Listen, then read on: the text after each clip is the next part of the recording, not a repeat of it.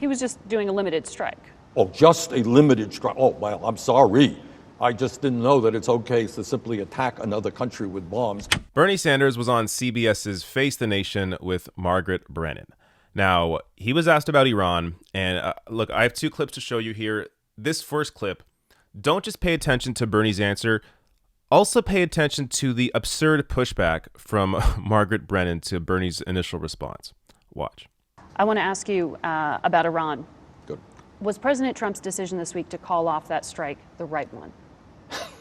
See, it's like somebody setting a fire to a basket full of paper and then putting it out. He helped create the crisis, and then he stopped the attacks. The idea that we're looking at a president of the United States who, number one, thinks that a war with Iran is something that might be good for this country. He was just doing a limited strike. Oh, just a limited strike. Oh, well, I'm sorry. I just didn't know that it's okay to simply attack another country with bombs, just a limited strike. That's an act of warfare. So 2 points. That will set off a conflagration all over the Middle East.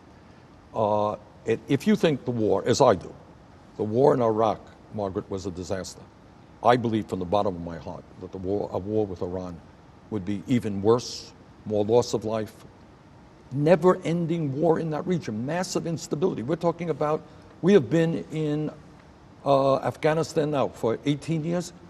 This thing will never end. All right. So a lot to say here. First off, I love Bernie's sarcasm when he responds to Margaret Brennan's pushback. The idea that it's just a limited strike. Look, I understand that these reporters, these journalists, they like to play devil's advocate. But when you have to actually make things up to form the devil's advocate argument, then what is the point? You are just pushing propaganda. So it's one thing to be neutral. I mean, that's what Margaret Brennan here is being. She's being neutral. She's representing both sides, the Republican side and the Democratic side of the argument. But you have to be objective to the facts, the actual facts that if Trump had launched that strike, it would have set off a chain reaction and likely started a war. So this idea that, oh, just a limited strike, I mean, why are you playing dumb? Honestly, it just makes Margaret Brennan look stupid. Like there's no advantage to pushing this sort of argument out there. I mean, do you ever see the opposite? When there's pro-war politicians on these shows, do they ever get pushback when they want strikes? Do they ever say, well, how about all the deaths? How about all these endless wars and no solutions? How about the cost? How much is it going to cost for just this strike alone, let alone an ongoing war? So there is never pushback on the opposite side because the right wing have co-opted the entire narrative around foreign policy to the point where both Republicans and Democrats, their default position is pro-war. I mean, that shows you how far right-wing the mainstream narrative is when the guy that wants peace is getting pushed back because he wants peace.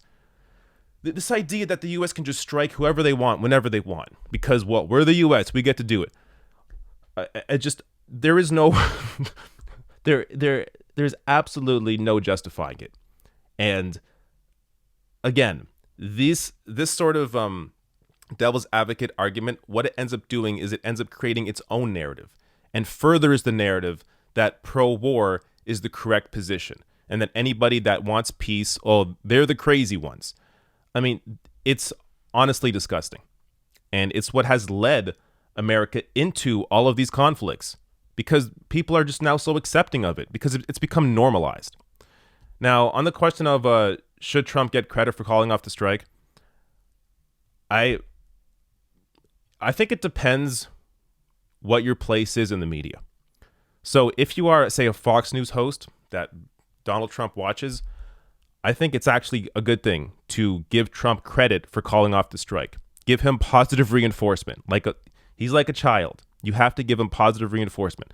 But I don't think Trump's watching me, so I don't have to do it. As Bernie Sanders said, he started the problem. Trump pulled out of the Iran deal. Trump escalated tensions with Iran. So for him to call off the strike that he was about to start, why give Trump credit for an issue that he created? So again, if you're a Fox News host, yes, give him positive reinforcement. Yes, Good job, little boy. Good job. You didn't call a strike on Iran. But everybody else, let's be real here. Trump started this whole thing. Now, let's go to the next clip here where Sanders is asked, what would President Sanders do in this situation? How would President Sanders resolve this? I'll tell you how we would. Look, this is a tough issue, and I'm not saying anyone can easily resolve it, but this is what I would say. I would say to Iran, I would say to Saudi Arabia, I would say to Israel, I would say to the other countries in that region, you know what? You have been at war in one way or another for decade after decade after decade. And by the way, your wars have not only impacted your own people, they have impacted the United States to the tune of trillions of dollars and 5,000 lost lives. We will play a role in bringing you together. And if you need economic aid, we will provide the economic aid. We will provide the resources. But we're not simply going to give more and more weaponry to Saudi Arabia, to Israel. We're going to try to bring people together for what I admit, Margaret, I admit it, will not be easy. But that's what the role of, I think, the U.S. should be, not simply to be part of the Saudi war efforts in the region. So one of the things that struck me about this answer is that you don't ever hear this from a politician.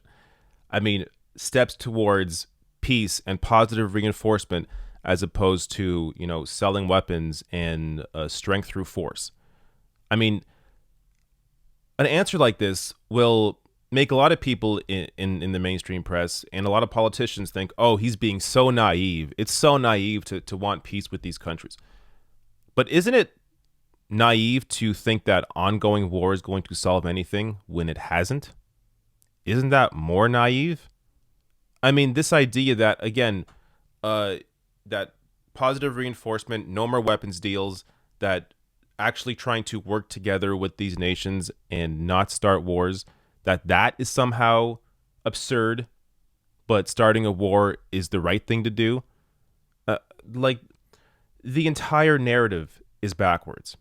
And that's because the military-industrial complex and these politicians co-opted by the military-industrial complex have bought into this idea that has to be America's way, has to be strength through force. We have to forcefully, we have to actually kill people in order for our interests to be furthered wherever.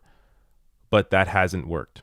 Not to mention, I mean, the actual cost, the literal cost of how much war costs, not just, in terms of lives, but in terms of money, how much it costs, and just that it hasn't worked. So a different approach is the only way forward. And really, this is Bernie's position on foreign policy is truly what sets him apart from everybody else. I mean, when you look at someone like Elizabeth Warren, who has a lot of solid positions, but when it comes to foreign policy, it appears she's just the same as everybody else. But Bernie's actually willing to challenge the military-industrial complex. He's actually willing to challenge the fact that America has been in these never-ending wars. So this is somebody that would be different. And right now, I think that's exactly what America needs.